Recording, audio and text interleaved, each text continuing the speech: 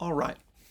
In this recording, let's consider one aspect of the trustworthiness of the New Testament. There are some who argue that the New Testament writings were written long after Jesus' time on earth and long after the days of the early church, and so there was plenty of time for myths and legends and things like that to develop.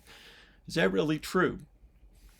Well, I think if we look, we can see that in reality there was a remarkably short time period between the events of the New Testament and when the New Testament books were actually written. For example, the book of Acts, which describes the Acts of the Apostles, ends before Paul's death. Paul's death, history tells us, was sometime in the mid-60s, like 64, 65, something like that.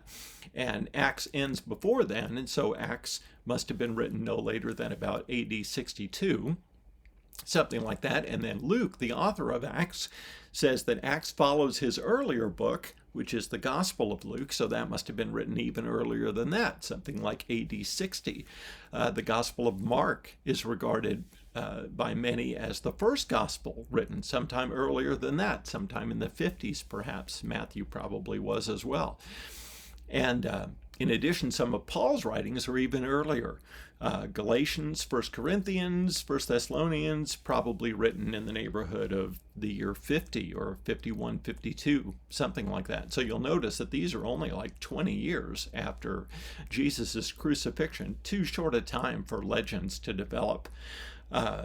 In addition, you might recall that in 1 Corinthians 15, Paul talks about the fact that many of the people who saw Jesus alive after his crucifixion are still alive, as if inviting people to check. Another way that we can verify when the New Testament was written is that many early writers, like early Christian writers, quote from various New Testament books. So people like Irenaeus, Clement, and others quoted from the New Testament between the year 100 and 200. And so clearly the New Testament books had to have been written before people could quote from them. And in fact, there are so many quotes that even if we didn't have any New Testament manuscripts, we could